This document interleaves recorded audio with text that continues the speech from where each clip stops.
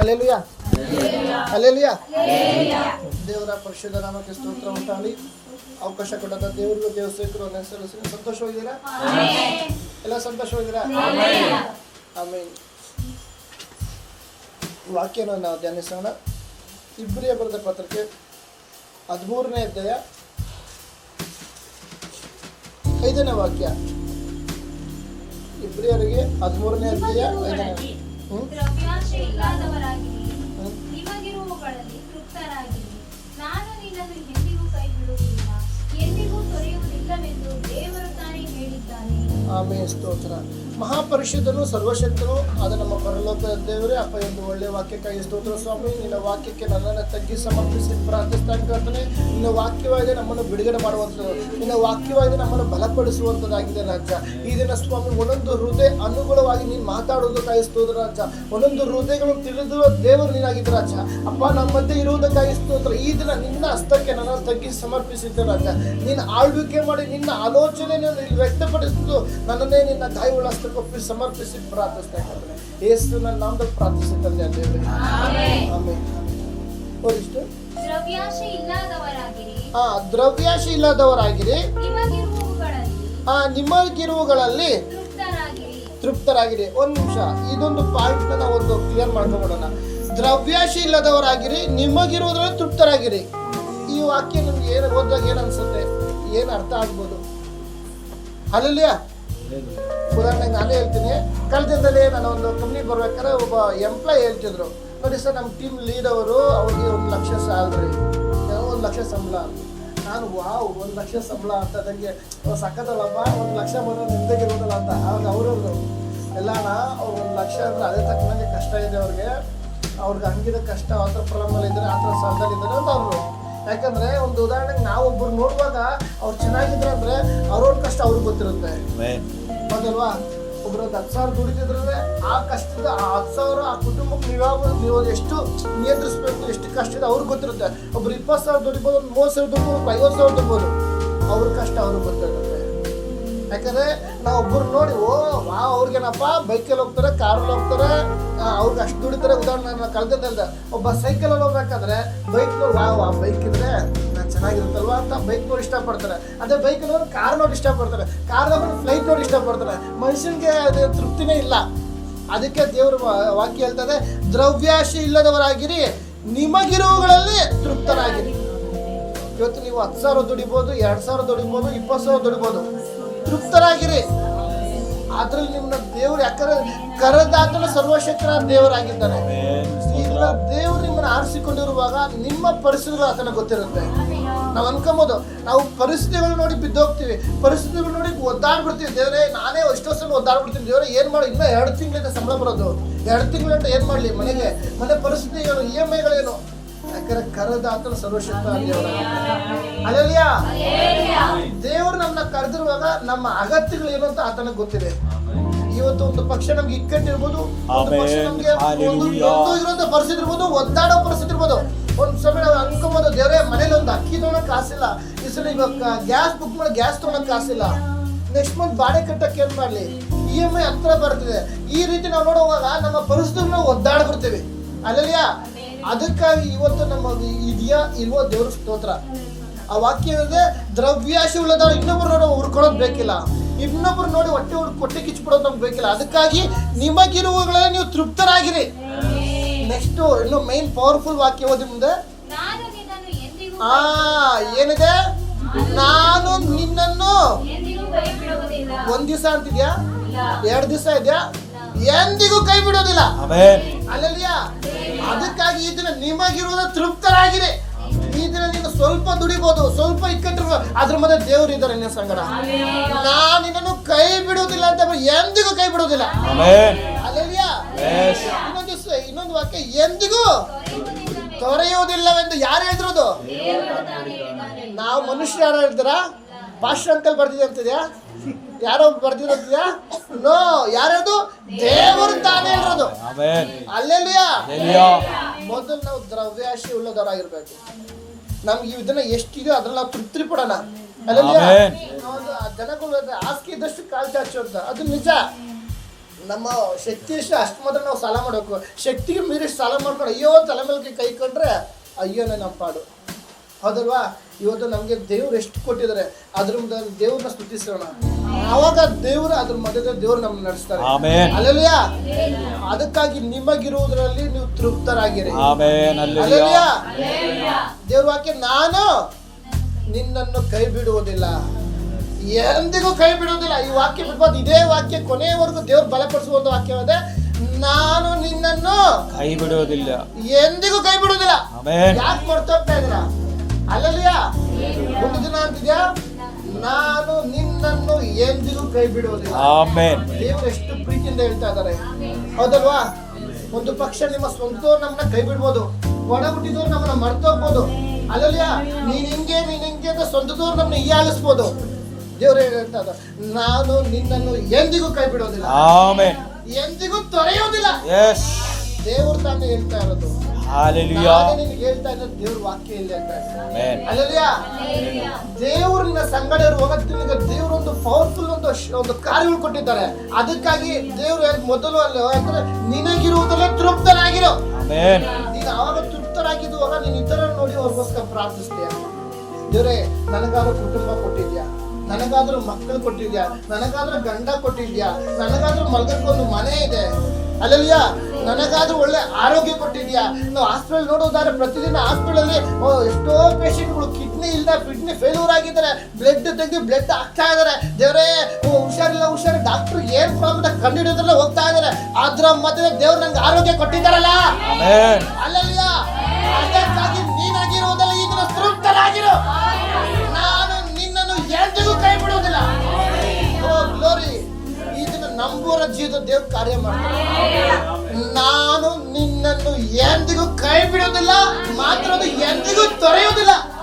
ಬಿಡೋದಿಲ್ಲ ಅಂತಲ್ಲ, ಯಾವುದೇ ಕಾರಣಕ್ಕೆ ಬಿಡಲ್ಲ. ದೇವ್ರಿನ ಸಂಗಡ ಇದ್ದಾರೆ. ಆ ಒಂದು ತಿಳುವಳಿಕೆ ನಮ್ಗೆ ಬರ್ಬೇಕು. ಆವಾಗ ಬಂದಾಗ ಆ ದೇವ್ರ ವಾಕ್ಯದ ಅಡಿಪಾಗಿ ನಾವು ಹೋಗ್ತೀವಿ. ಅಲ್ಲಲ್ಲಿಯಾ ನಾವು ಯಾವಾಗ ದೇವರ ವಾಕ್ಯ ಕೆಳಗೆ ಹೋಗ್ತೀವಿ ಅಂದ್ರೆ, ದೇವರು ನಮ್ಮ ಮೇಲೆ ಏನು ವಾಗ್ದಾನ ಇಟ್ಟಿದೆ ಅದನ್ನ ನಾವು ಎದುರು ನೋಡುವಾಗ, ದೇವ್ರ ವಾಕ್ಯ ನಮ್ಮಲ್ಲಿ ನೆರವೇರುವಾಗ ನಾವೇನ್ ಮಾಡ್ತೀವಿ, ಬರುವಂತ ಈ ಲೋಕದಲ್ಲಿ ಜೀವನ ಮಾಡುವಾಗ ಬರುವಂತ ಕಷ್ಟಗಳು ನೋಡಿ ಬಿದ್ದೋಗ್ತೀವಿ. ಇನ್ನೊಬ್ಬರು ನೋಡಿ ನಾವು ಬಿದ್ದೋಗ್ಬಿಡ್ತೀವಿ. ಕೆಲವು ಸಂದರ್ಭದಲ್ಲಿ ಅಯ್ಯೋ ಅವ್ರೇನಪ್ಪ ಕುಟುಂಬ ಅಭಿವೃದ್ಧಿ ಆಗ್ತದೆ, ಕುಟುಂಬ ಹಂಗಿದ್ದಾರೆ, ಅವ್ರ ಕುಟುಂಬ ಹಿಂಗಾಯ್ತು, ಅವ್ರು ಹಿಂಗಾಯ್ತು. ಅಲ್ಲಲ್ಲಿಯಾ ನಾವು ಅವ್ರನ್ನ ಇವ್ರ ನೋಡ್ಕೊಂಡು ನಮ್ಮ ಮನೆ ತುರ್ನ ಮಾಡ್ತೋಗ್ತೀವಿ. ಹೌದಲ್ವಾ?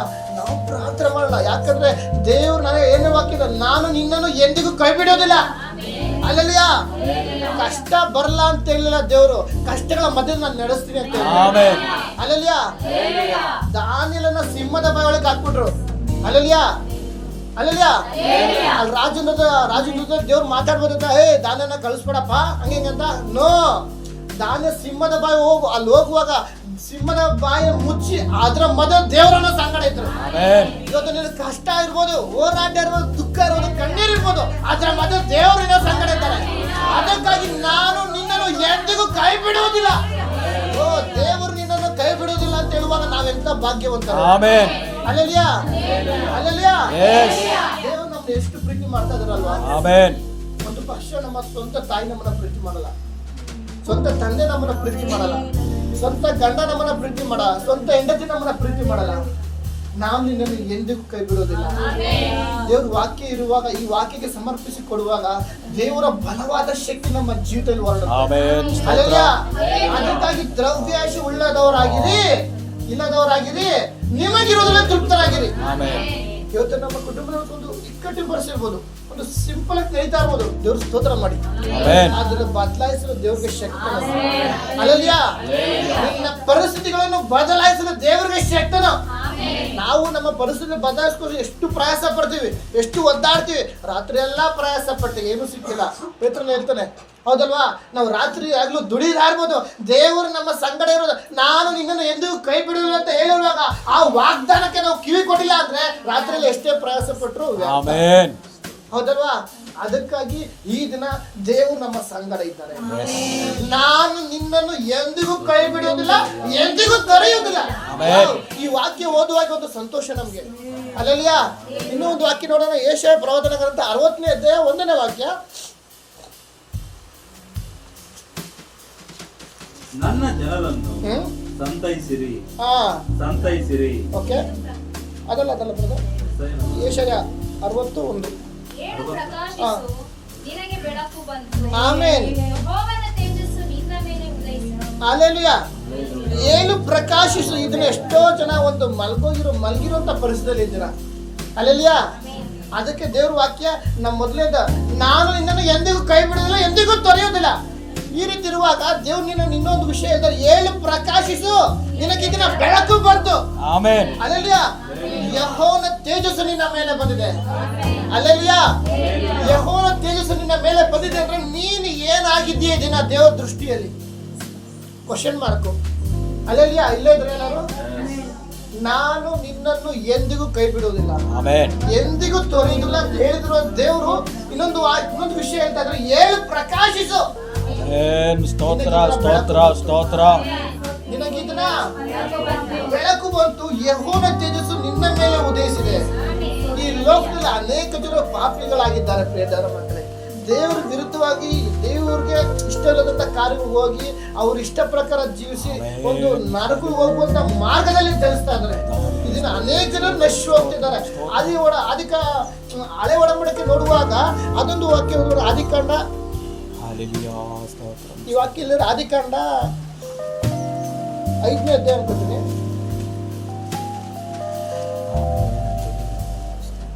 6ನೇ ಅಧ್ಯಾಯ 5ನೇ ವಾಕ್ಯ.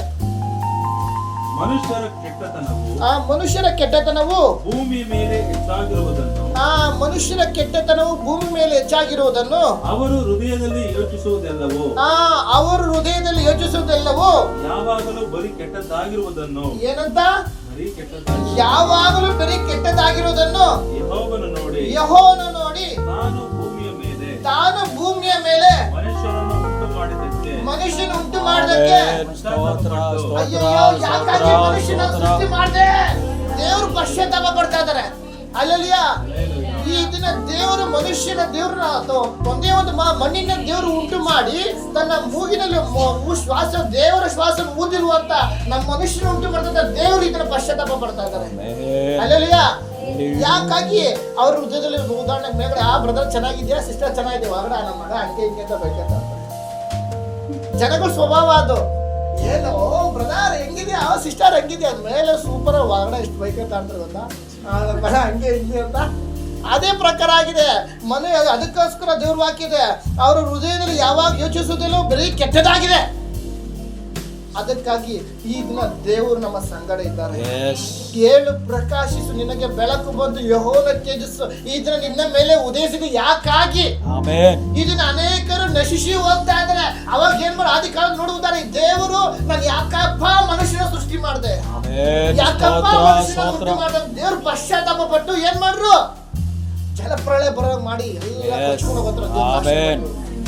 ಈ ಒಂದು ಕಡೆ ದಿನದಲ್ಲಿ ದೇವರ ಬರೋಣ ಹತ್ರವಾಗಿದೆ. ಪ್ರಿಯ ದೇವರ ಮಕ್ಕಳೇ, ಅನೇಕ ಜನರು ಪಾಪದಲ್ಲಿ ಜೀವಿಸ್ತಾ ಇದ್ದಾರೆ. ನಾನು ಪಾಪದಲ್ಲಿ ಇದ್ದೀನಿ, ಒಂದು ಬಂಧನದಿದ್ದೀನಿ, ಒಂದು ಕಟ್ಟಲ್ಪಟ್ಟ ಅವಸ್ಥೆಯಲ್ಲಿ ಅಂತ ಅವ್ರಿಗೆ ಗೊತ್ತಿಲ್ಲ.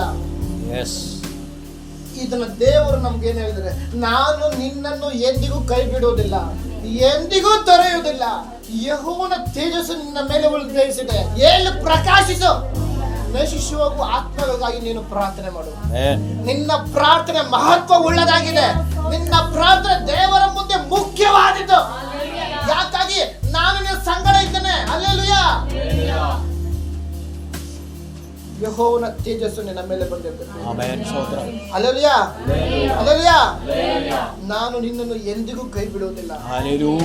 ಒಂದು ಪಕ್ಷ ನಾವು ಮನುಷ್ಯನ ಕೈ ಹಿಡ್ಕೊಂಡಿರುವಾಗ ಕಷ್ಟ ಬರುವಾಗ ಏನ್ ಮಾಡ್ತೀವಿ?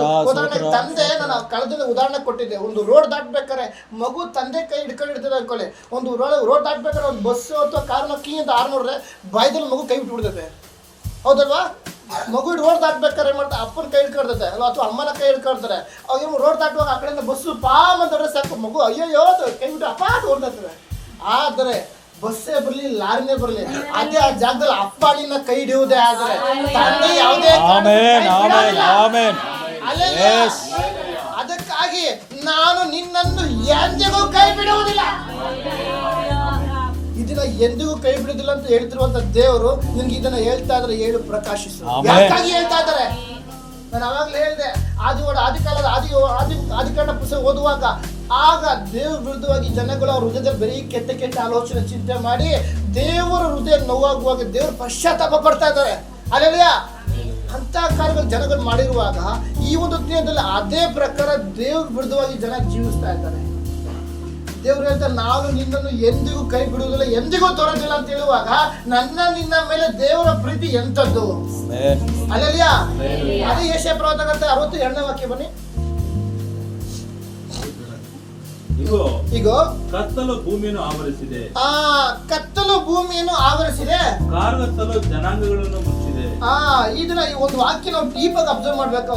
ಕತ್ತಲು ಭೂಮಿಯನ್ನು ಆವರಿಸಿದೆ, ಕಾರ್ಗತ್ತಲು ಜನಾಂಗಗಳನ್ನು ಮುಚ್ಚಿದೆ, ಕಾರ್ಗತ್ತಲು ಜನಾಂಗವನ್ನು ಮುಚ್ಚಿದೆ. ನಿನ್ನ ಮೇಲಾದರೂ ಏನಿದೆ? ನಿನ್ನ ಮೇಲಾದರೂ ಯೆಹೋವನು ಉದಯಿಸುವನು, ನಿನ್ನ ಮೇಲಾದರೂ ಯೆಹೋವನು ಉದಯಿಸುವನು, ಆತನ ತೇಜಸ್ಸು ಆತನ ತೇಜಸ್ಸು ನಿನ್ನಲ್ಲಿ ಕಾಣಿಸುವುದು. Amen amen. ಹಲ್ಲೆಲೂಯಾ. ಎಷ್ಟು ಜನ ನಂಬ್ತೀರಾ? ಹಲ್ಲೆಲೂಯಾ. ದೇವರ ತೇಜಸ್ಸು ನನ್ನ ಕುಟುಂಬದಲ್ಲಿದೆ, ದೇವರ ತೇಜಸ್ಸು ನನ್ನ ಜೀವಿತದಲ್ಲಿದೆ. ಇದನ್ನ ಇರುವುದಾದ್ರೆ ದೇವರು ಹೇಳ್ತಾರೆ, ನಾನು ನಿನ್ನನ್ನು ಎಂದಿಗೂ ಕೈ ಬಿಡೋದಿಲ್ಲ. ಆಮೆನ್. ದೇವರ ತೇಜಸ್ಸು ನಿನ್ನ ಜೀವಿತದಲ್ಲಿ ಇರುವುದೇ ಆದರೆ ಕತ್ತಲೆ ಪುರುಷರು ಅನೇಕ ಜನರಿದ್ದಾರೆ. ಇದನ್ನ ಒಂದು ಬದಲಾಯಿಸ್ಕೊಳ್ಳಿ. ದೇವರೇ, ನೀ ನನ್ನ ಸಂಗಡ ಇದೆಯಾ, ನನ್ನ ಅಗತ್ಯಗಳು ನಿನಗೆ ಗೊತ್ತಿದೆ, ನಾನು ಇದನ್ನ ನಾನು ಇತರಿಗೋಸ್ಕರ ಪ್ರಾರ್ಥನೆ ಮಾಡ್ತಾ ಇದ್ದೀನಿ. ಯೋಬನ ಸ್ನೇಹಿತರಿಗೋಸ್ಕರ ಪ್ರಾರ್ಥನೆ ಮಾಡುವ ಕಡೆಗೆ 2 ವರ್ಷ ದೇವರನ್ನು ಆಶೀರ್ವದಿಸಿದ್ರು. ಈ ದಿನ ನಾವು ಏನ್ ಮಾಡಬೇಕು? ಪ್ರಾರ್ಥನೆಗೆ ಪ್ರಾಮುಖ್ಯತೆ ಕೊಡಬೇಕು. ದೇವರೇ, ಈ ದಿನ ಅನೇಕ ಜನ ಕಟ್ಟಾವಸ್ಥೆಯಲ್ಲಿ ಇದ್ದಾರೆ, ಅನೇಕ ಜನ ಗರ್ಭಫಲ ಈ ಲೋಕದಲ್ಲಿ ಇಲ್ಲ. ನನಗಾದ್ರೂ ಗರ್ಭಫಲ ಕೊಟ್ಟಿದ್ಯಾ, ನನಗಾದ್ರೂ ಕುಟುಂಬ ಕೊಟ್ಟಿದ್ಯಾ. Amen, amen, amen. ತಾನು ಯೆಹೋವನ ಬಂದದ್ದು ಸ್ವಾಸ್ಥ್ಯ, ಗರ್ಭಫಲ, ಬಹುಮಾನ. ಹಲ್ಲೆಲೂಯಾ. ದೇವರ ಬಹುಮಾನ ನನ್ನ ಜೀವನದಲ್ಲಿ ಹೊರಡುವಾಗ ನಮ್ಮ ಪ್ರಾರ್ಥನೆ ಹೆಂಗಿದೆ? ಆಮೆನ್. ಯೆಹೋವನ ತೇಜಸ್ಸು ನಿನ್ನ ಮೇಲೆ ಉದಯಿಸಿದೆ. ಅದಕ್ಕಾಗಿ ದೇವರು ಹೇಳ್ತಾರೆ, ನಾನು ನಿನ್ನನ್ನು ಎಂದಿಗೂ ಕೈ ಬಿಡೋದಿಲ್ಲ. ಒಂದು ಪಕ್ಷದಿಂದ ಒಡ ಹುಟ್ಟಿದವರು ಕೈ ಬಿಡಬಹುದು, ಬಂಧು ಮಿತ್ರರು ಕೈ ಬಿಡಬಹುದು. ದೇವರು ಹೇಳ್ತಾರೆ, ನಾನು ನಿನ್ನನ್ನು ಎಂದಿಗೂ ಕೈ ಬಿಡೋದಿಲ್ಲ. Glory to Jesus. ಹಲ್ಲೆಲೂಯಾ. ಉದಾಹರಣೆಗೆ ಇಲ್ಲಿದ್ರು ಎಲ್ಲರೂ ಒಬ್ಬರು ಸಿಸ್ಟರು ಪಕ್ಕ ಒಂದು ಕುಟುಂಬ ಇರ್ತಾರೆ, ವಿಶ್ವಾಸಿಗಳು ಪಕ್ಕ ಇರ್ತಾರೆ. ಒಂದು ಮನೆ ಪಕ್ಕ ವಾಸ ಮಾಡೋಕೆ ಬಂದಿರ್ತಾರೆ. ರೀ, ನಾವ್ ಯಜಮಾನ್ರು ಫ್ರಿಜ್ ಕೊಡ್ಸಿದ್ರು. ಹೌದಾ? Super fridge. ಫ್ರಿಜ್. ಇನ್ನೊಂದ್ಸಲ, ರೀ, ನಮ್ಮ ಯಜಮಾನ್ರು AC ತಂದಿದ್ದಾರೆ, ಸೆಕೆ ಅಂತ. Wow, AC-ನ super. ಪಕ್ಕದವ್ರು ಹುಡ್ಕೊತಾ ಇದ್ದಾರೆ, ಯಾರು ಬಂದೆಲ್ಲ ಕೊಚ್ಕೊತಾಳೆ. ಅಲ್ಲಲ್ಯಾ? ರೀ, ನಮ್ಮ ಯಜಮಾನ್ರು ವಾಷಿಂಗ್ ಮಿಷಿನ್ ಕೊಡ್ಸಿದ್ದಾರೆ. ಏನಂದ್ರೆ ಪಕ್ಕದಲ್ಲಿ ಇರುವಂತ ಕುಟುಂಬಕ್ಕೆ ಇರ್ತಾರೆ. ರೀ, ನಮ್ಮ ಯಜಮಾನ್ರು ವಾಕ್ಯೂಮ್ ಕ್ಲೀನರ್ ಕೊಡ್ಸಿದ್ದಾರೆ, ಬನ್ರಿ ನೋಡ್ರಿ, ಆನ್ ಮಾಡಿಸ್ಬೇಕು, ಒಂದು ಸ್ವಿಚ್ ಹಾಕಿ ಸಾಕು, ಕಸ ಎಲ್ಲ ಹಾಕೊಂಡ್ಬಿಡುತ್ತೆ. ಪಕ್ಕದ ಮನೆಯವ್ರಿಗೆ ಕಡ್ದು ತೋರಿಸ್ಕೊತಾರೆ. ಅಲ್ಲಲ್ಯಾ? ಎಲ್ಲ ಆದ್ಮೇಲೆ ಅವ್ರು ತೋರಿಸಿ ನಾವು ಆ ಪಕ್ಕದಲ್ಲಿ ಬರ್ತಾರೆ. ಹೌದು ಸಿಸ್ಟರ್, ನಿಮ್ಮ ಯಜಮಾನ್ ಅವೆಲ್ಲ ಕೊಡ್ಸೋರ, ಅವೆಲ್ಲ ತಂದೋರ, ಒಂದ್ಸಲ ನೋಡಿ ಬಿಡ ತಾನು ಹಿಂದಿನ ತಂದಾಗ ಆನ್ ಮಾಡ್ರಿ. ಒಂದು ವಾರ ಆಯ್ತು ಕರೆಂಟ್ ಇಲ್ಲ, ಎಲ್ಲ ಆಯ್ತು ಕರೆಂಟ್ ಇಲ್ಲ ಅಂದ್ರೆ ಬಿಸಾಕು, ಒಂದ್ಸಲ ಬೈಕ್ ಇರ್ತಾರೆ ಅವ್ರು. ಹೌದಲ್ವಾ?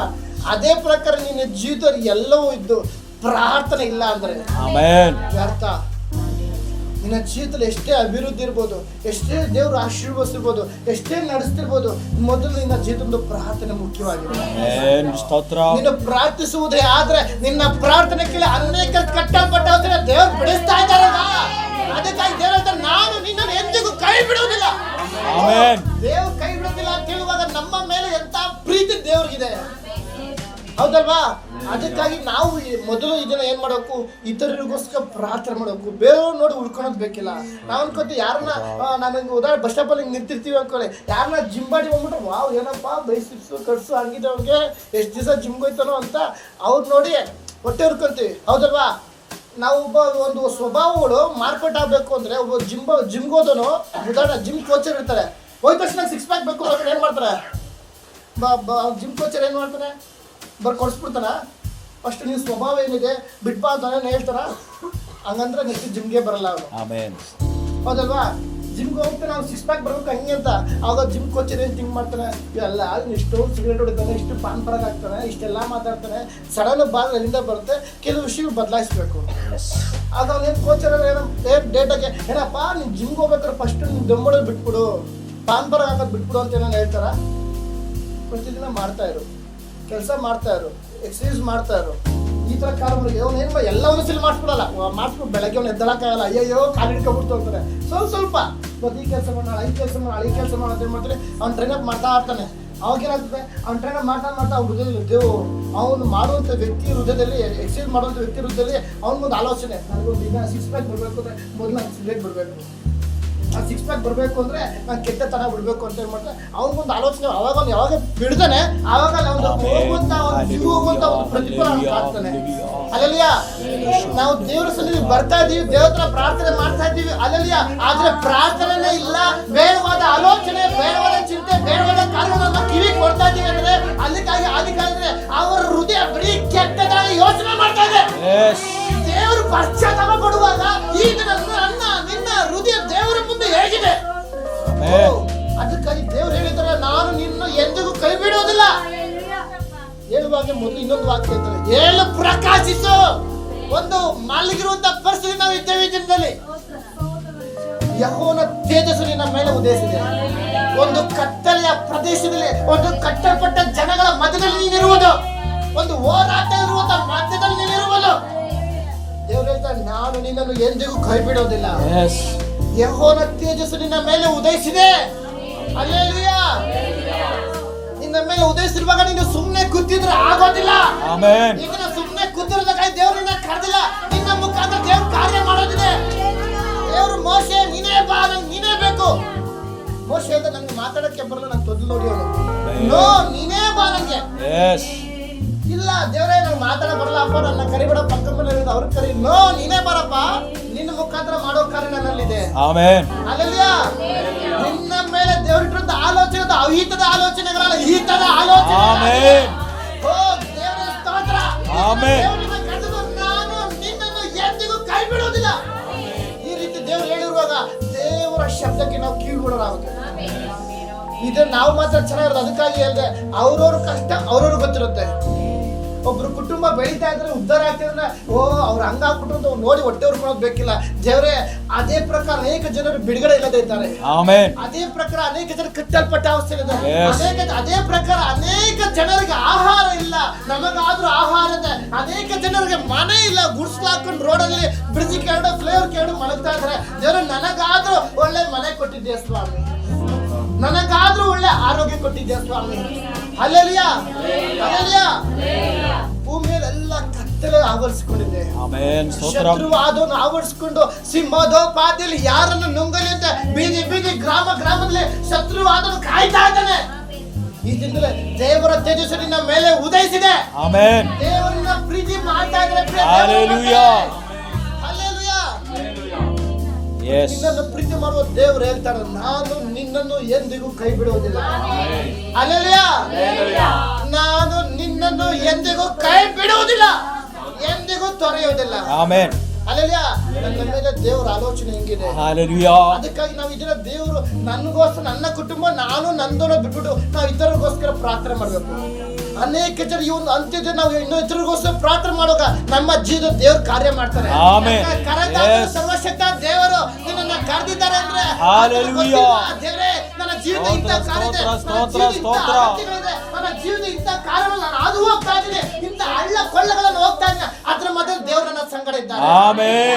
ಹಲ್ಲೆಲೂಯಾ. ಈ ದಿನ ದೇವರ ತೇಜಸ್ಸು ನಿನ್ನ ಮೇಲಿದೆ.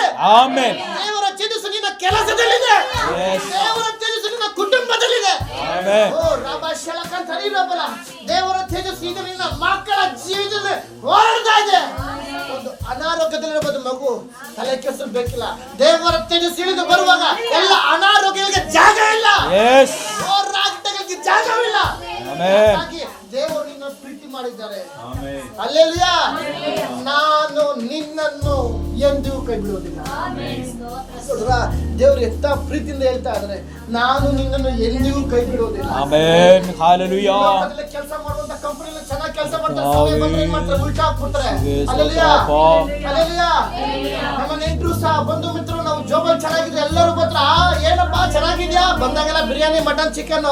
ಆ ಜೋಬಲ್ ಖಾಲಿ ಆದಾಗ ಯಾರು ಬರೋದಿಲ್ಲ, ಹೌದಲ್ವಾ? ನೀನ್ ಚೆನ್ನಾಗಿದ್ರೆ ಈ ಲೋಕದಲ್ಲೆಲ್ಲ ಬರೋದು, ಚೆನ್ನಾಗಿಲ್ಲ ಎಲ್ಲರೂ. ಆದ್ರೆ ನೀನ್ ಚೆನ್ನಾಗಿರ್ಲಿ, ನೀನ್ ಇಲ್ದೇ ಇರ್ಲಿ, ದೇವ್ರು ಹೇಳ್ತಾ ಇದ್ರೆ, ನಾನು ನಿನ್ನನ್ನು ಎಂದಿಗೂ ಕೈ ಬಿಡುವುದಿಲ್ಲ. ದೇವ್ರು ನಮ್ಮನ್ನು ಎಂದಿಗೂ ಕೈ ಬಿಡುವುದಿಲ್ಲ ಅಂತ ಹೇಳುವಾಗ ಆಗಿದ್ದೇವೆ. ನಮ್ಮನ್ನು ಎಷ್ಟು ಪ್ರೀತಿ ಮಾಡ್ತಾ ಇದ್ದಾರೆ, ಹೌದಲ್ವಾ? ಅಲ್ಲೆಲಿಯಾ ಅಲ್ಲೆಲಿಯಾ. ಯೆರೆಮೀಯನ ಪ್ರವಾದನೆಗಳಂತ 29:11.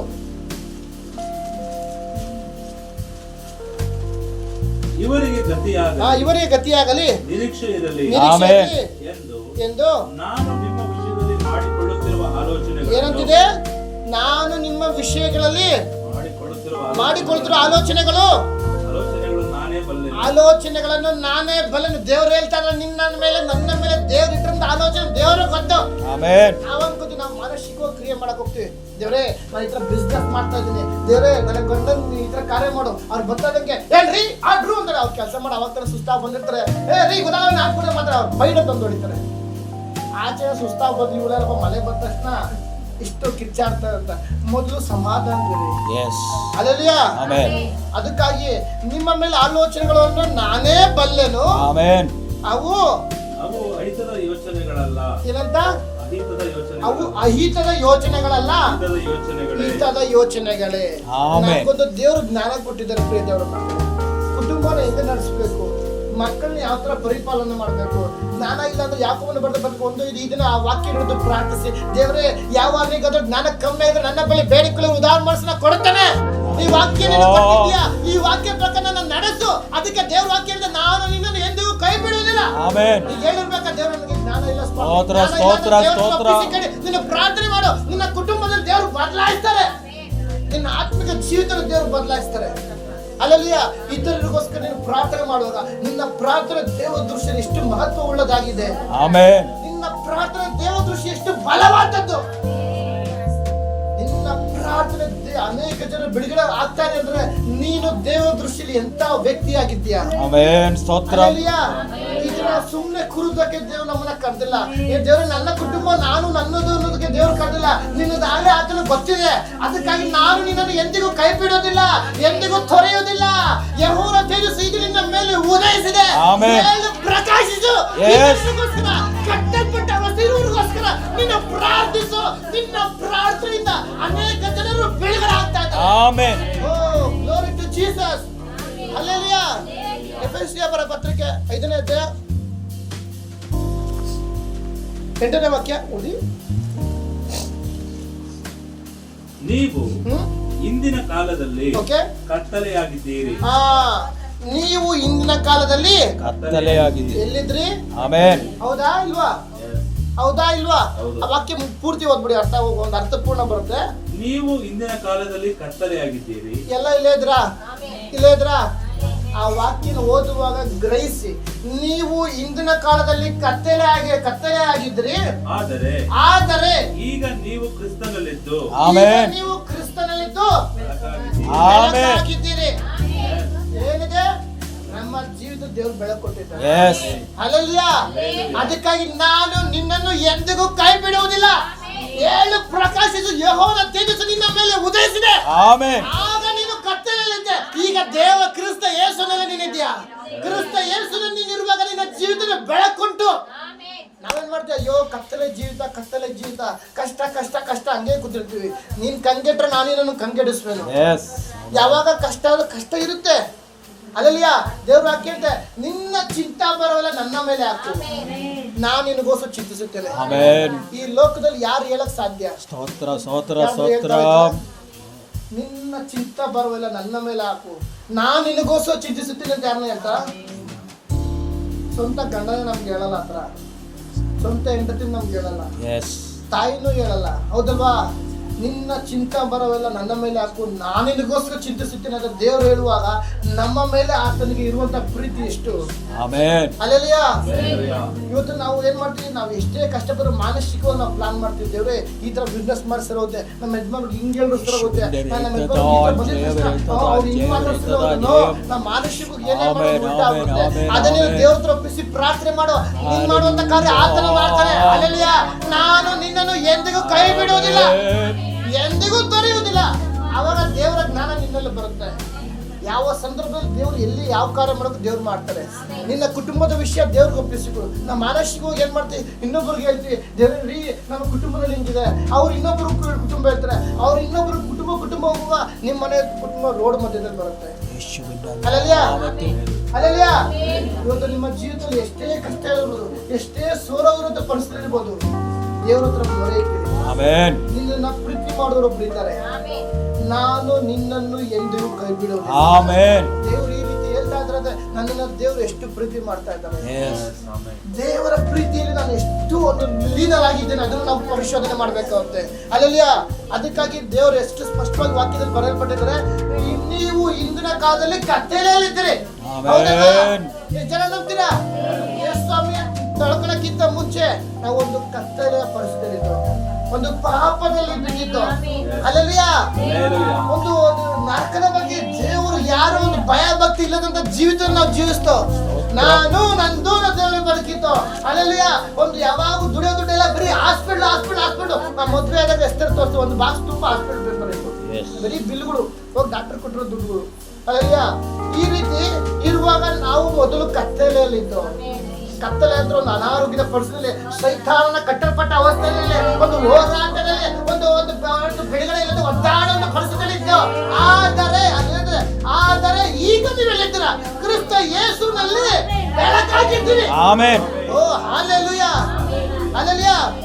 ಇದನ್ನ ಕ್ರಿಸ್ತನಲ್ಲಿ ನೀವು ಬೆಳಕಾಗಿದ್ದೀರಾ ಪ್ರಿಯದೇವರ ಮಕ್ಕಳೇ. ಹಲ್ಲೆಲೂಯಾ.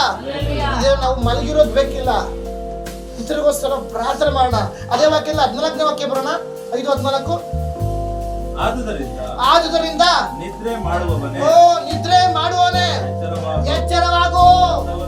ಒಂದು ನಿಮಿಷ ಏನಿದೆ, ಇದನ್ನ ನಿದ್ರೆ ಮಾಡುವವನ ಎಚ್ಚರವಾಗು. ಅದಕ್ಕೆ ಅವಾಗಲೇ ಹೇಳು ಪ್ರಕಾಶಿಸು, ನಿನಗೆ ಬೆಳಕು ಬಂತು. ನಿದ್ರೆ ಮಾಡುವಂತ ಪರಿಸ್ಥಿತಿ ನಾವು ಬಿದ್ದಿದ್ದೇವೆ. ಅದಕ್ಕಾಗಿ ನೀವು ಮೊದಲು ನಾನು ಹೆಂಗಿದ್ದೆ, ನಾವು ಬೇರೆಯವ್ರು ನೋಡೋದು ಬೇಕಿಲ್ಲ, ನಮ್ಮನ್ನು ನಾವು ಎಷ್ಟು ಚಿಂತೆ ಮಾಡುವುದಾದ್ರೆ ಮೊದಲು ನೀವು ಕತ್ತಲೆಯಲ್ಲಿದ್ರಿ, ಈಗ ಕ್ರಿಸ್ತನಲ್ಲಿ ಬರುವಾಗ ದೇವರ ಬೆಳಕು ನಿನ್ನ ಜೀವಿತವಿದೆ. ಅಲ್ಲಲ್ಯಾ ಅದಕ್ಕಾಗಿ ನಿದ್ರೆ ಮಾಡುವವನ ಎಚ್ಚರವಾಗು.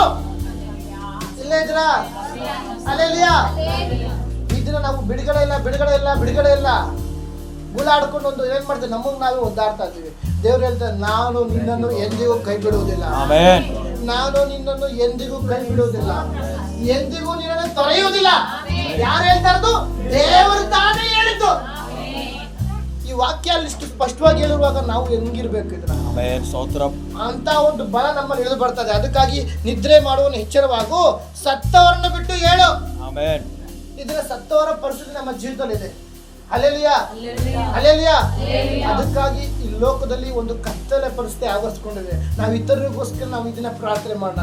ಪ್ರಾರ್ಥನೆ ಮಾಡುವಾಗ ನಿನ್ನ ಪ್ರಾರ್ಥನೆ ಕೇಳಿ ಇತರ ಕುಟುಂಬದ ದೇವರು ಕಾರ್ಯ ಮಾಡ್ತಾರೆ. ಹಲ್ಲೆಲೂಯಾ. ಬೇಗ ಮುಂದಕ್ಕೆ ಹೋಗಿ, ಸತ್ತವರನ್ನು ಬಿಟ್ಟು ಹೇಳು, ಕ್ರಿಸ್ತನು ನಿನಗೆ ಪ್ರಕಾಶ ಕೊಡುವನು. ಆಮೆನ್. ಕ್ರಿಸ್ತನು ನಿನಗೆ ಇದನ್ನ ಪ್ರಕಾಶ ಕೊಡುವನು. ಎಷ್ಟೋ ಜನ ದೇವರ ಸನ್ನಿಧಿ ಬರುವಾಗ ಇದನ್ನ ದೇವರು ನನಗೆ ಬಿಡುಗಡೆ ಇರುತ್ತಾ, ದೇವರ ಪ್ರಶ್ನೆ ಮಾಡ್ಕೊಂಡ್ ಬರ್ತಾ ಇದ್ದೀರಾ, ದೇವರ ನನ್ನ ಜೀವಿತದಲ್ಲಿ ಹೆಂಗೆ ಕಾರ್ಯ, ಒಂದು ನನ್ನ ಜೀವಿತದಲ್ಲಿ ಒಂದು ಆಶೀರ್ವಾದ ಇಲ್ಲ, ಅಭಿವೃದ್ಧಿ ಇಲ್ಲ, ಕೆಲ್ಸಕ್ಕೆ ಹೋಗ್ತಾ ಇದೀನಿ, ಬರ್ತಾ ಇದೀನಿ, ಕುಟುಂಬದಲ್ಲಿ ನಡೆಸ್ತಾ ಇದೀನಿ, ಕುಟುಂಬದಲ್ಲಿ ಒಂದು ಏಳಿಗೆ ಇಲ್ಲ.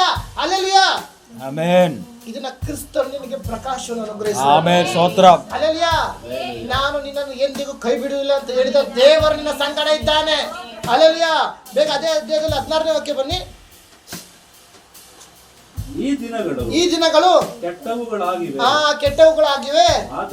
ಆದುದರಿಂದ ಕಾಲವನ್ನು ಸುಮ್ಮನೆ ಕಳಕೊಳ್ಳದೆ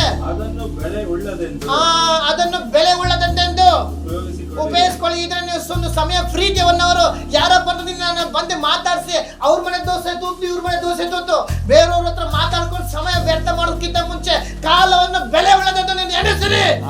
ನಿನ್ನ ದೇವರ ಹತ್ರ ಮೊರೆ ಇಡು. ಒಬ್ರ ಹತ್ರ ಕುತ್ಕೊಂಡು ನೀನು ಪ್ರಾರ್ಥನೆ ಮಾತಾಡ್ಕೊಂಡು ಕುತ್ಕೊಂಡ್ರೆ ಅದು ನೀನು ಸರೋಗಲ್ಲ. ಸುಮ್ಮನೆ ಸಮಯ ವ್ಯರ್ಥ ಆಗ್ತಿರೋ ನೀನು ಸರೋಗಲ್ಲ. ಇವತ್ತು ನೀನು 1 hour ಸಮಯ ಫ್ರೀ ಇದೆಯಾ, ಅಥವಾ ಬಟ್ಟೆ ಎಲ್ಲ ಹೋಗಿದ್ದಾಯ್ತು, ಅಡುಗೆ ಎಲ್ಲ ಮಾಡಿದಾಯ್ತು, ಅರ್ಧ ಗಂಟೆ ರೆಸ್ಟ್ ಮಾಡೋಣ, ಅರ್ಧ ಗಂಟೆ ದೇವ್ರ ಹತ್ರ ಹೋಗ್ಬೇಕ. ನಿನ್ನ ಹೃದಯ ನೋಡುವ ಆತ ನಿನ್ನ ಸಂಗಡ ಇದ್ದಾನೆ. ಹಲ್ಲೆಲೂಯಾ. ನಾನು ನಿನ್ನನ್ನು ಎಂದಿಗೂ ಕೈ ಬಿಡುವುದಿಲ್ಲ ಅಂತ ಹೇಳಿದ ದೇವರಿಂದ ಸಂಗಡ ಇದ್ದಾನೆ. ಪ್ರಕಾಶಿಸು, ಯೆಹೋವನ ತೇಜಸ್ಸು ಇದನ್ನ ನಿನ್ನ ಮೇಲೆ ಉದಯಿಸಿದೆ. ಓ ಗ್ಲೋರಿ ಟು ಜೀಸಸ್. ಶತ್ರುವಾದನು ನಿನ್ನ ಪ್ರಾರ್ಥನೆ ಕುತ್ಕೊಂಬಾರ್ದು ಅಂತ ಕಾಯ್ತಾ ಇದ್ದಾನೆ. ಹಲ್ಲೆಲೂಯಾ. ನಿನ್ನ ಸಮಯ ಶತ್ರು ಕದೀತಾ ಇದ್ದಾನೆ. ಫೋನ್ ನೋಡ್ಕೊಂಡು ಫೋನ್ ನಾವೇನ್ ಮಾಡ್ತೀವಿ, ಸಮಯ ವ್ಯರ್ಥ ಮಾಡ್ತಾ ಇದ್ದೀವಿ. ಇತರ ಹತ್ರ ಮಾತಾಡ್ಕೊಂಡು ಸಮಯ ವ್ಯರ್ಥ ಮಾಡ್ತಾ ಇದ್ದೀವಿ. ಅಲ್ಲಯ್ಯ, ನನ್ನ ಕುಟುಂಬದ ಕಾರ್ಯಗಳು ಚಿಂತೆ ಮಾಡ್ಕೊಂಡು ಸಮಯ ವ್ಯರ್ಥ ಮಾಡ್ತಾ ಇದ್ದೀವಿ. ಆದ್ರೆ ಈ ದಿನ ನೀನು ದೇವರ ಸನ್ನಿಧಿಗೆ ಒಪ್ಪಿಸಿಕೊಡುವುದೇ ಆದ್ರೆ ನಾನು ನಿನ್ನನ್ನು ಎಂದಿಗೂ ಕೈ ಬಿಡುವುದಿಲ್ಲ, ಎಂದಿಗೂ ತೊರೆಯುವುದಿಲ್ಲ. ಅದಕ್ಕಾಗಿ ಹೇಳು ಪ್ರಕಾಶಿಸು. ಯೆಹೋವನ ತೇಜಸ್ಸು ನಿನ್ನ ಮೇಲೆ ಉದಯಿಸಿದೆ. ಓ, ಅದಕ್ಕಾಗಿ ಸಮಯವನ್ನು ಬೆಲೆ ಉಳ್ಳದೆಂದು ನೀನು ನೆನೆಸ್ಬೇಕಿದ್ದೀನ. ಇದು ಸಮಯ ವೇಸ್ಟ್ ಮಾಡ್ತಾ ಇದ್ದೀರಾ. ನಾವು ಬೇರೆ ನೋಡಬೇಕಿಲ್ಲ, ನಾವು ವೈಯಕ್ತಿಕ ನೋಡೋಣ. ಸಮಯ ಫ್ರೀ ಇದ್ದಾಗ ಅವ್ರ ಮನೆಗೆ ಹೋಗೋದು, ಇವ್ರ ಮನೆಗೆ ಹೋಗೋದು. ಸಮಯ ಫ್ರೀ ಇದ್ದಾಗ ಅವ್ರ ಹತ್ರ ಮಾತಾಡೋದು, ಇವ್ರ ಹತ್ರ ಮಾತಾಡೋದು. ಸಮಯ ಫ್ರೀ ಇದ್ದಾಗ ಅವ್ರೆಲ್ಲೋ ಕೆಲಸ ಮಾಡ್ತಾರೆ, ಫೋನ್ ಮಾಡು, ಊಟ ಆಯ್ತಾ, ತಿಂಡಿ ಆಯ್ತಾ, ಹೆಂಗಿದ್ದೀರಾ, ಏನ್ ಮಾಡ್ತಿದ್ದೀರಾ. ಹಲ್ಲೆಲೂಯಾ. ಜನಗಳ ಸಮಯ ವ್ಯರ್ಥ ಆಗ್ತಿದೆ. ಅದಕ್ಕಾಗಿ ನಿನ್ನ ಸಮಯ ಬೆಲೆಯು ಅಲ್ಲ ವಾಕ್ಯನಿದೆ. ಹಲ್ಲೆಲೂಯಾ. ಕಾಲವು ಸುಮ್ಮನೆ ಕಳೆಕೊಳ್ಳದೆ ಬೆಲೆ ಉಳ್ಳದೆಂದು ಉಪಯೋಗಿಸಿಕೊಳ್ಳಿರಿ. ನಿನ್ಗೊಂದು 1 ಅವರ್ ಸಮಯ ಇದೆ, ಅರ್ಧ ಗಂಟೆ ಸಮಯ ಇದೆ, 1/4 ಗಂಟೆ ಸಮಯ ಇದೆ, ದೇವರ ಮೊರೆ ಇಡು. ನನ್ನ ಬಳಿ ಕೊಟ್ಟಿದ್ದು ಪ್ರಾರ್ಥನೆಗೆ ಲೆಕ್ಕ ಉಂಟು. ನೀನು ಮಾಡೋ ಪ್ರಾರ್ಥನೆ ದೇವರ ಸನ್ನಿಧಿಯಲ್ಲಿ ಬೆಲೆ ಉಳ್ಳದಾಗಿದೆ. ಆ ಪ್ರಾರ್ಥನೆ ವೇಸ್ಟ್ ಆಗೋದಿಲ್ಲ. ನೀನು ಜನಗಳ ಹತ್ರ ಮಾತಾಡೋ ಸಮಯ ವೇಸ್ಟ್ ಆಗ್ಬೋದು, ಜನಗಳ ಹತ್ರ ಮಾತಾಡೋ ಅವೆಲ್ಲ ವ್ಯರ್ಥ ಆಗ್ಬೋದು. ನೀನು ದೇವ್ರ ಹತ್ರ ಅದೇ ಸಮಯ ನೀನು ದೇವ್ರು ಕೊಟ್ಟಿರುವುದಾದ್ರೆ ಅದು ವ್ಯರ್ಥ ಆಗೋದಿಲ್ಲ. ಹಲ್ಲೆಲೂಯಾ. ಅದಕ್ಕಾಗಿ ಕಾಲವು ಸುಮ್ಮನೆ ಕಳ್ಕೊಳ್ಬಾರ್ದು ಪ್ರಿಯ ದೇವರ ಮಕ್ಕಳೇ. ಅದರ ತನ್ನನ್ನು ಪ್ರೀತಿಸುವ ಹಿತಕ್ಕಾಗಿ ಎಲ್ಲಾ ಕಾರ್ಯ ಅನುಕೂಲಕರವಾಗಿ ಮಾಡ್ತಾರೆ. ರೋಗ 8:28 ಓಡೋದಬೇಕಿಲ್ಲ. ಅದಕ್ಕೆ ಆ ವಾಕ್ಯ ಮನೆಗೆ ಓದೋದೇ. ಆದುದರಿಂದ ತನ್ನನ್ನು ಪ್ರೀತಿಸುವ ಹಿತಕ್ಕಾಗಿ ಎಲ್ಲಾ ಕಾರ್ಯ ಅನುಕೂಲಕರ ಮಾಡ್ತಾನೆ. ಯಾವಾಗ ದೇವರ ಸನ್ನಿಧಿ ಇರುವಾಗ. ಹಲ್ಲೆಲೂಯಾ. ಅದಕ್ಕಾಗಿ ಕಡೆದಾಗಿ ನಾವೇನ್ ಮಾಡ್ತೀವಿ, ಕಷ್ಟ ಬರೋದು ಹೋರಾಟ ಸುಮ್ಮನೆ ಸೈಲೆಂಟ್ ಆಗಿರ್ಬೇಕು ಪ್ರಿಯ ದೇವರ ಮಕ್ಕಳೇ. ಸೈಲೆಂಟ್ ಆಗಿ ಇದ್ದು ನಾವು ದೇವರ ಪ್ರಾರ್ಥನೆ ಮಾಡೋಣ. ಆವಾಗ ಅದ್ರ ಮೇಲೆ ದೇವ್ರು ಜಯ ಕೊಡ್ತಾರೆ. ನಾವೇನ್ ಮಾಡ್ತೀವಿ, ಕಷ್ಟ ನೋಡ್ಕೊಂಡು ಕಷ್ಟದ ಬಿದ್ದು ಹೋಗ್ತೀವಿ. ಹಲ್ಲೆಲೂಯಾ. ಹಲ್ಲೆಲೂಯಾ. ಕೀರ್ತನೆ 31 9ನೇ ವಾಕ್ಯ ಓದಿ ಬೇಗ. 39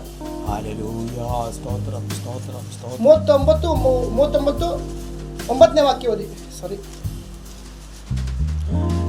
ನೀನೇ ಇದನ್ನು ಬರ ಮಾಡಿದ್ದರಿಂದ ನಾನು ಏನು ಹೇಳದೆ ಮೌನವಾಗಿರು. ನಾವ್ ಇದನ್ನ ಹಂಗಿರ್ಬೇಕು.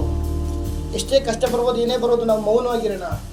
ಯಾಕಂದ್ರೆ ನಿನ್ನ ತಿಳಿದ್ರು ಆತ ನಿನ್ನ ಸಂಗಡ ಇದ್ದಾನೆ. ನಾನು ನಿನ್ನನ್ನು ಎಂದಿಗೂ ಕೈ ಬಿಡುವುದಿಲ್ಲ ಅಂತ ಹೇಳಿದ ದೇವರು ನಿನ್ನ ಸಂಗಡ ಇದ್ದಾನೆ. ನೀನು ಮೌನವಾಗಿರೋ, ದುಡುಕಿ ಮಾತಾಡೋದು ಬೇಕಿಲ್ಲ. ಹಲ್ಲೆಲೂಯಾ. ಹಲ್ಲೆಲೂಯಾ. ಅದಕ್ಕಾಗಿ ಕಡೆದಾಗಿ ಕೀರ್ತನೆ 31 9ನೇ ವಾಕ್ಯ. ಯೆಹೋವನೇ 31 19ನೇ ವಾಕ್ಯ. ಸಾರಿ, ಸದ್ಭಕ್ತರಿಗೋಸ್ಕರ. ಎಲ್ಲರೂ ಅಬ್ಸರ್ವ್ ಮಾಡಿ. ಸದ್ಭಕ್ತರಿಗೋಸ್ಕರ ನೀನು ಇಟ್ಟುಕೊಂಡಿರುವ ಮೇಲು. ಯಾರು ಇಟ್ಕೊಂಡಿರೋದು? ದೇವರು. ನಿನ್ನ ಮೇಲೆ ದೇವರನ್ನು ಮೇಲಿಟ್ಟಿದ್ದಾನೆ. ಸದ್ಭಕ್ತರಿಗೋಸ್ಕರ ನೀನು ಇಟ್ಟುಕೊಂಡಿರುವಂತ ಮೇಲು, ಆಶ್ರಿತರಿಗೋಸ್ಕರ ನೀನು ಎಲ್ಲರ ಮುಂದೆ ಮಾಡಿದ ಉಪಕಾರಗಳು ಎಷ್ಟೋ ವಿಶೇಷವಾಗಿದೆ. ಹಲ್ಲೆಲೂಯಾ. ಹಲ್ಲೆಲೂಯಾ. ಈ ವಾಕ್ಯನ ಓದಿ. ಸದ್ಭಕ್ತರಿಗೋಸ್ಕರ ನೀನು ಇಟ್ಟುಕೊಂಡಿರುವಂತ ಮೇಲು, ಆತನನ್ನು ಆಶ್ರಯಿಸಿಕೊಂಡಿರೋಗೋಸ್ಕರ. ಹಲ್ಲೆಲೂಯಾ. ನೀನು ಎಲ್ಲರ ಮುಂದೆ ಮಾಡಿದ ಉಪಕಾರಗಳು ಹಲ್ಲೆಲೂಯಾ ಎಷ್ಟೋ ವಿಶೇಷವಾಗಿದೆ. ಹಲ್ಲೆಲೂಯಾ. ಅದಕ್ಕಾಗಿ ನಾನು ನಿನ್ನನ್ನು ಎಂದಿಗೂ ಕೈ ಬಿಡುವುದಿಲ್ಲ, ಎಂದಿಗೂ ತೊರೆಯುವುದಿಲ್ಲ. ಇದನ್ನ ಹೇಳು, ಪ್ರಕಾಶಿಸು. ತೇಜಸ್ಸು ನಿನ್ನ ಮೇಲೆ ಉದಯಿಸಿದೆ. ಹಲ್ಲೆಲೂಯಾ. ನೀನು ಒಪ್ಪಿಸಿಕೊಡುವುದೇ ಆದರೆ ದೇವರು ಎಂತಾದರೆ ಸದ್ಭಕ್ತರಿಗೋಸ್ಕರ. ಹಲ್ಲೆಲೂಯಾ. ದೇವರು ಇಟ್ಕೊಂಡಿರುವಂತ ಮೇಲು ಅಥವಾ ಅದನ್ನು ಆಶ್ರಯಿಸಿಕೊಂಡಿರುವ ಎಷ್ಟೋ ವಿಶೇಷವಾಗಿದೆ. ಆಮೇಲೆ ನಾವು ಈ ವಾಕ್ಯಕ್ಕೆ ಒಪ್ಪಿಸಿಕೊಡೋಣ. ಈ ವಾಕ್ಯದ ಮುಖ ದೇವ್ರ ನಿಮ್ಮೆಲ್ಲರೂ ಆಶೀರ್ವದಿಸಲಿ. ಅವಕಾಶ ದೇವ್ರಿಗೂ ದೇವ್ರ ಹೋಗೋಣ.